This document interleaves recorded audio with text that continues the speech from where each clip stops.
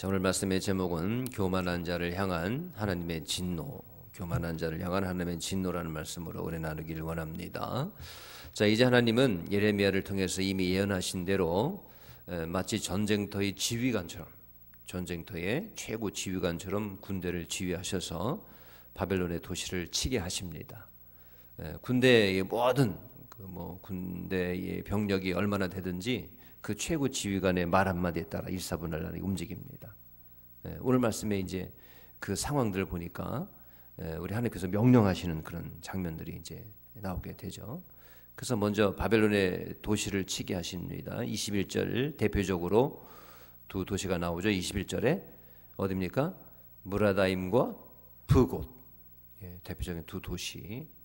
그래서 그 광경을 어떻게 표현하냐면 23절에 보니까 한때는 바벨론이 뭐라고 불렸답니까? 온 세계의 망치. 온 세계의 망치. 망치로 뭘 두드리면 다 그냥 못도 뭐 부러지고 뭐 다 부러지잖아요. 아무리 세게 잠긴 자물쇠라도 망치로 한번 내려쳐 보세요. 온 세계의 망치라고 불렸다는 거죠. 그러니까 바벨론이 일어나가지고 삽시간에 막 그냥 그 모든 주변의 민족들을 다 그냥 두드리고 뭐 황무지로 만들어 버리니까 야, 우선 온 세계 무서운 망치다. 이렇게 불렸다는 겁니다. 근데 온 세계 마음대로 내리칠 수 있는 그런 망치가 그토록 지금 보니까 무섭게 위세를 떨치는 그 망치가 꺾여 부러져 버렸네요. 그래서 아무짝에도 쓸모없게 된다는 겁니다. 이 바벨론이.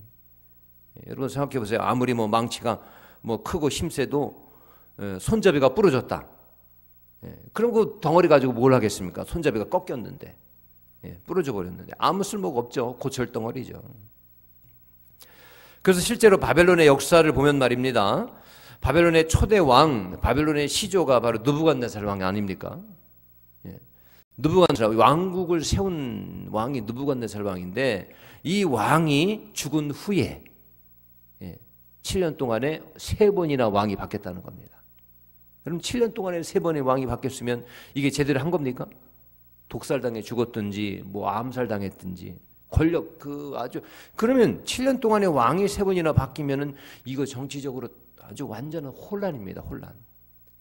그러니까 느부갓네살 왕이 죽은 다음에 이런 혼란을 겪게 되었고, 그러니까 그 다음에 제대로 뭐 리더십을 갖지 못한 이런 고만고만한 뭐 신하들, 고만고만한 장군들이 서로 죽이고 그러면서 혼란이 계속된 겁니다. 또 그뿐만 아닙니다. 또 서로 나뉘어가지고 자기들의 섬기는 신, 자기들의 주신이 태양신이다. 마르둑이라는 태양신을 섬기기도 했고 달의 신, 태양의 신을 섬기기도 했고 달의 신을 섬기기도 했어요. 이 바벨론이 이 두 신들을 섬기는 이 종파들끼리 서로 싸우는 거예요. 우리 신이 더 낫다.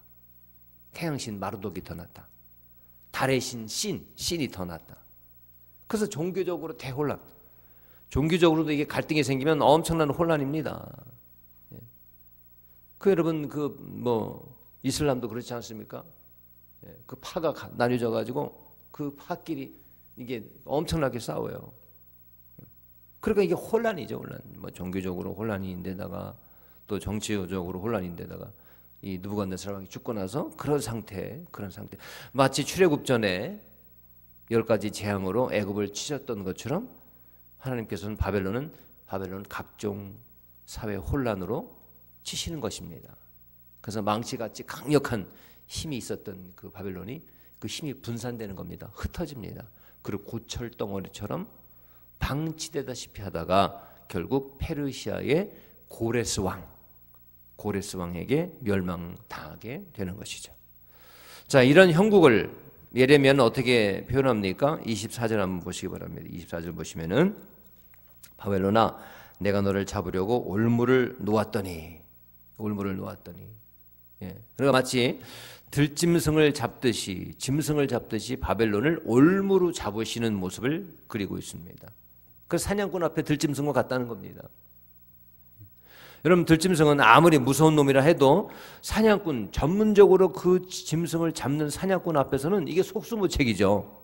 아무리 맹수인 사자나 곰일지라도 그 사자나 곰을 잡으려는 전문적인 사냥꾼 앞에서는 이놈들도 안다는 겁니다. 이 맹수도.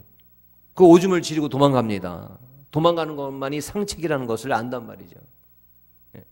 그렇게 센 그 마저 독을 가지고 있는 최고의 맹독을 가지고 있는 뱀도요, 뱀을 잡으려는 뱀 사냥꾼 땅꾼 앞에서는 말이죠, 꼼짝도 못합니다. 그 무서운 개, 싸움터의 투견과 같은 개들도 말이죠, 그 개 사답하는 그런 그 장소 있잖아요. 오줌을 질질 지린단 말이죠. 그런 것뿐만 아닙니다. 뭐 사자도 마찬가지요. 뭐 곰일지라도 전문적인 사냥꾼은 안다는 거예요. 그걸 안다는 거예요.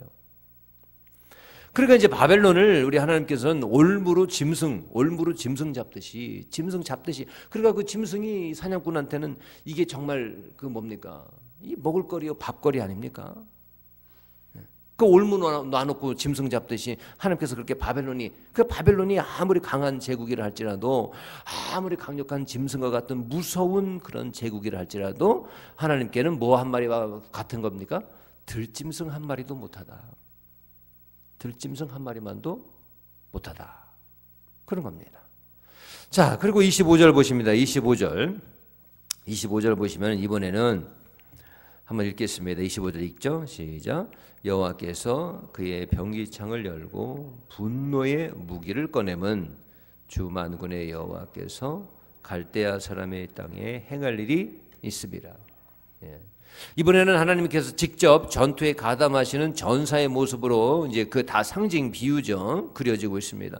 하나님께서 직접 병기창, 이 군 무기가 있는 그 창고를 열으셔가지고 거기서 무슨 무기를 꺼내신대요? 분노의 무기. 분노라는 무기가 이 분노, 하나님의 분노. 그래서 꺼내셔서 바벨론을 치실 것이라는 것입니다. 하나님께서 분노하시면 그 분노의 무기를 당해낼 자가 누가 있겠습니까?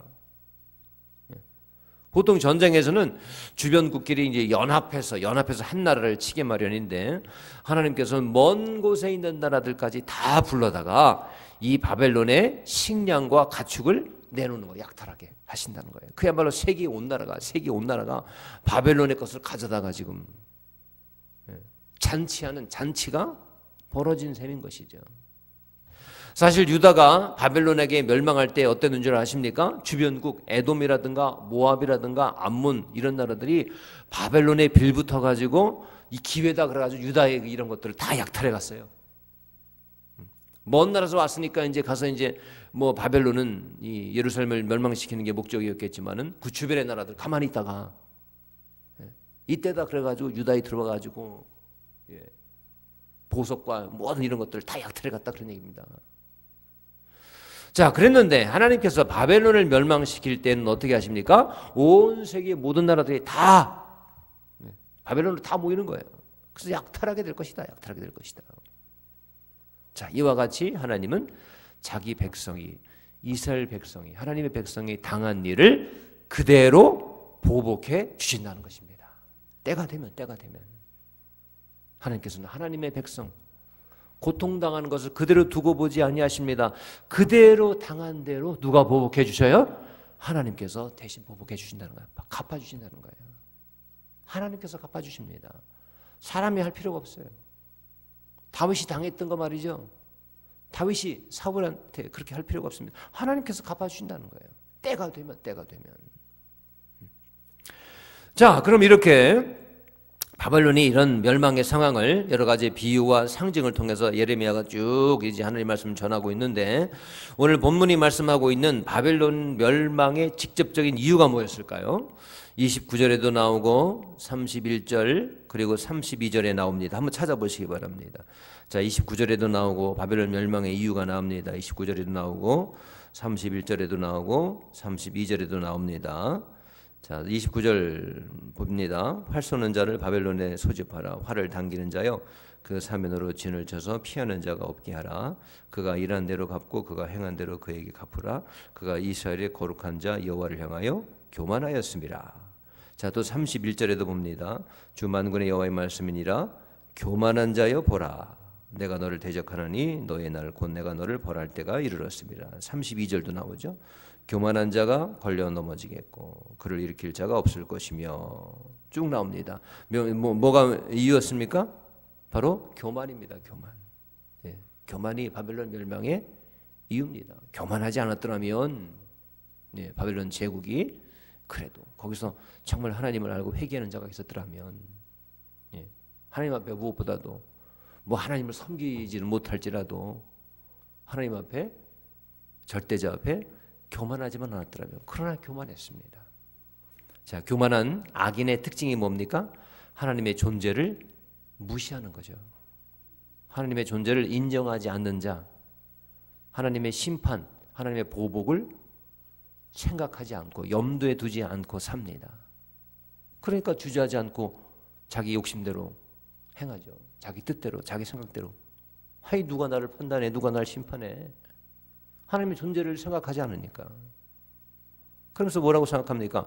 나는 하나님 신 같은 거 믿지 않아. 차라리 내 젊음과 내 능력과 내 힘을 믿겠다. 나는 나의 자신을 믿겠다. 이런단 말이죠. 그런데 자기가 인정 안 하겠다고 존재할 것이 존재하지 않습니까? 내가 인정 안 한다고. 나는 그렇게 안 믿겠어. 인정 안 한다고 존재할 것이 존재 안 하느냐 그겁니다. 여러분 자기한테 우주가 안 보인다. 우리가 우주 보입니까? 기껏해 밤하늘의 별이죠. 근데 그거보다 더 넓은 세계 보이지 않는 별 수많은 아니 우주가 우리한테 안 보인다고 우주가 존재하지 않습니까? 목성, 천왕성, 해왕성 가끔 뭐 금성 같은 거 이런 화성은 보이잖아요. 그러나 목성, 천왕성, 해왕성은 우리 눈으로 여간에서는 보이지 않습니다. 그런다고 존재하지 않습니까? 저 하늘 어딘가 있어요. 지금도 떠 있다는 거죠. 지금도. 그러니까 두 눈을 가리고 안 본다고 이게 없냔 말이에요. 내가 못 본다고 내 눈이 시야가 문제가 있어가지고 못 본다고 이게 존재할 것이 존재하지 않느냔 말입니다. 그러니까 얼마나 어리석은 존재예요. 교만한 자들이. 그러니까 신의 존재를 나는 안 믿어. 아니 자기가 안 믿는다고 뭐 존재하실 분이 안 존재하세요? 안 믿는다고? 절대자를 말해 자기가 생각 안 한다고 존재하실 분이 창조하신 분이 안 계셔요? 그 하나님의 진노와 심판이 마지막 날이 분명히 있는데 자기가 눈을 가린다고 자기가 안 보겠다고 안 본다고 안 보인다고 없는 겁니까? 그 교만한 자의 어리석음이 그와 같다 하는 겁니다.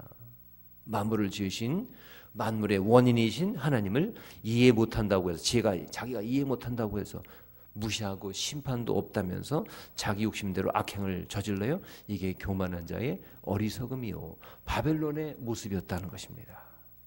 한때는 치외 강국이었어요. 주변 나라들을 막 정복하고 다녔습니다. 다스리고 자신의 힘을 자랑하고 영원히 자기 왕국은 흔들리지 않을 것 같았죠. 그러면서 이스라엘을 정복하면서도 뭐라고 그랬느냐? 아이 자기들한테 굴복당하는 그 작은 나라가 믿는 신, 그 신보다 우리가 강하다. 그러면서 작은 나라라고 유다의 작은 나라 거기서 믿는 여호와 하나님을 말이죠 무시했단 말이에요. 그래서 봐라 변방의 신들보다 우리가 더 강하다. 그들의 존재한 원인이 바로 사실은 하나님께서 도구로 사용하시기 위해서 쓰신 것뿐인데 그걸 모르고 그렇게 자만했으니 이와 같이 창조자이자 심판주이시며 모든 역사의 주관자이신 하나님의 존재를 무시하는 죄가 바로 교만의 죄가 그들 가운데 있었던 것입니다. 자, 그래서 세상의 모든 죄보다 가장 큰 죄는 뭐냐? 하나님을 아는 지식이 없는 죄라고 했습니다. 하나님을 아는 지식이 없는 거 그거 죄입니다. 잠언 1장 7절에 여호와를 경외하는 것이 지식의 근본이거늘 미련한 자는 지혜와 훈계를 멸시하느니라. 하나님을 향한 지혜를 멸시한다는 거예요. 모든 것의 근본이 뭐냐? 지식의 근본이 하나님을 아는 것인데 하나님을 알지 못하는 것, 알려고 하지 않는 것, 하나님을 존재를 자꾸 무시하는 것, 부인하는 것, 이게 큰 죄 중에 죄라는 것입니다. 결국 하나님 앞에서 겸손할 기회가 있었지만 다 놓치고 교만하다가 바벨론은 이런 결말을 맞이하게 된 것입니다. 자, 여러분 결론입니다. 교만이 모든 죄의 근본이라면 반면에 겸손은 하나님의 구원의 원리인 줄 믿습니다. 우리 예수님께서도 하늘 보좌의 영광을 버리시고 성육신 우리를 위해서 죄된 인간의 땅으로 오신 것은 바로 겸손의 극치였죠. 가장 큰 겸손이 바로 예수님이셨습니다. 하나님 아버지의 뜻에 순종하시기 위해서 스스로 종의 형체를 입으시고 십자가의 자리까지 낮아지신 예수님이 바로 우리가 닮아야 할 겸손의 최고봉이십니다. 이로 말미암아 구원의 은혜를 받는 자도, 구원받은 자들도 우리 예수님을 따라서 하나님 앞에 자기의 잘못을 자백하는 겸손한 자세가 필수적인 줄 믿습니다. 예수님은 제자들에게 말씀하셨죠. 어린아이처럼 자기를 낮추는 자가 천국에서는 큰 자다. 자기를 낮추는 자가 천국에서 큰 자다 말씀하십니다. 바로 예수님을 믿는, 예수님을 따르는 모든 성도들에게 가장 필요한 것이 뭐냐? 바로 하나님과 사람 앞에서, 하나님과 사람 앞에서 자신을 낮추는 겸손이 우리에게 가장 필요한 덕목인 줄 믿습니다. 망하지 않는 길입니다, 그게. 그러므로 성도는 오늘 바벨론 제국이 심판받는, 교만 때문에 심판받는 것은, 이것을 우리 기억하고 읽으면서 우리는 언제나 예수님처럼, 예수님을 닮아서 하나님 앞에서 우리를 낮춤으로 겸손한 모습 가지고 살아 하나님을 기쁘시게 해드리는 우리 모두가 되어야 될 줄 믿습니다. 오늘도 겸손 가운데 살 수 있기를 주님의 이름으로 축원합니다. 여러분, 우리 잘 살아봅시다. 잘 살아봅시다. 어떻게 하는 게 잘 사는 겁니까? 잘 사는 비결은 하나님 앞에 겸손한 것이다 하는 것을 오늘도 잊지 마시고 겸손의 하루가 되기를 주님의 이름으로 축원합니다. 기도하시겠습니다.